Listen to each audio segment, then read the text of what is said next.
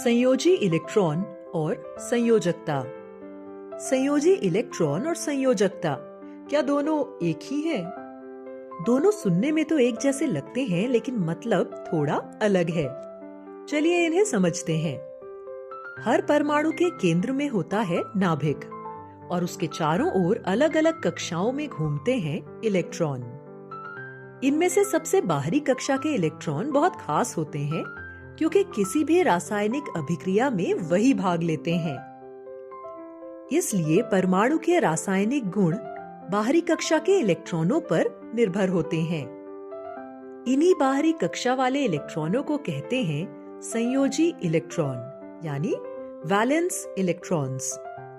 अब कुछ उदाहरण देखते हैं। हाइड्रोजन, इसकी पहली कक्षा ही इसकी बाहरी कक्षा है और उसमें है एक इलेक्ट्रॉन, तो संयोजी इलेक्ट्रॉन की संख्या हुई 1। अब इन्हें देखें। हीलियम, ऑक्सीजन, मैग्नीशियम और क्लोरीन। इनमें संयोजी इलेक्ट्रॉन कितने होंगे? वीडियो को थोड़ी देर रोकें और बताएं। हीलियम की बाहरी कक्षा में 2 इलेक्ट्रॉन हैं, इसलिए उसके संयोजी इलेक्ट्रॉन हुए 2। ऑक्सीजन में 6, मैग्नीशियम में 2 और क्लोरीन में 7 संयोजी इलेक्ट्रॉन हैं। अब बात करते हैं संयोजकता की। हर परमाणु चाहता है कि उसकी बाहरी कक्षा पूरी भर जाए ताकि वह स्थिर हो सके। हाइड्रोजन और हीलियम तब स्थिर होते हैं जब उनकी बाहरी कक्षा में 2 इलेक्ट्रॉन हो। बाकी परमाणु तब स्थिर होते हैं जब उनकी बाहरी कक्षा में 8 इलेक्ट्रॉन हो। इस लक्ष्य को पाने के लिए परमाणु बाहरी कक्षा के इलेक्ट्रॉन देते हैं या लेते हैं। पर यह कैसे तय होता है कि कौन सा परमाणु क्या करेगा, इलेक्ट्रॉन देगा या लेगा? देखते हैं मैग्नीशियम के उदाहरण से। इसका परमाणु क्रमांक 12 है और इलेक्ट्रॉनिक विन्यास 2, 8, 2। पहली कक्षा में 2, दूसरी में 8 और तीसरी जो बाहरी है उसमें 2 इलेक्ट्रॉन हैं। अब अष्टक स्थिति प्राप्त करने के लिए उसके पास 2 रास्ते हैं। या तो 2 इलेक्ट्रॉन दे दे ताकि दूसरी कक्षा यानी 8 इलेक्ट्रॉन वाली बाहरी बन जाए और वो स्थिर हो जाए, या 6 इलेक्ट्रॉन किसी से ले ले ताकि बाहरी कक्षा में 8 इलेक्ट्रॉन पूरे हो जाएं। अब बताइए आसान क्या है, 2 इलेक्ट्रॉन देना या 6 इलेक्ट्रॉन लेना? 2 इलेक्ट्रॉन देना ज्यादा आसान होगा ना?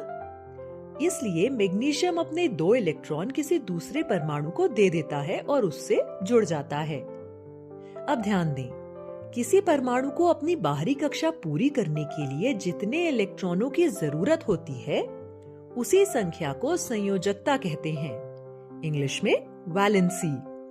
तो मैग्नीशियम की संयोजकता है 2।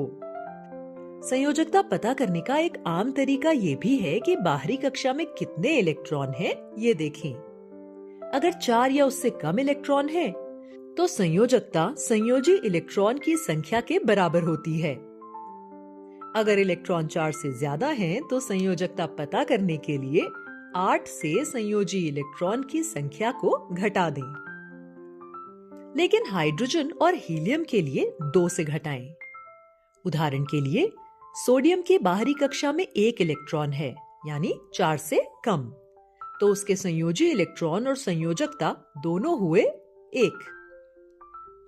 क्लोरीन की बाहरी कक्षा में 7 इलेक्ट्रॉन है, यानी 4 से ज्यादा, तो संयोजी इलेक्ट्रॉन हुए 7 और संयोजकता हुई 8 घटा 7 बराबर 1।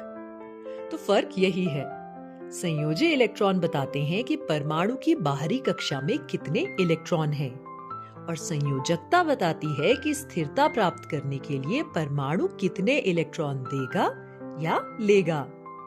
अब आपके लिए एक काम, नीचे दी गई तालिका को पूरा करें।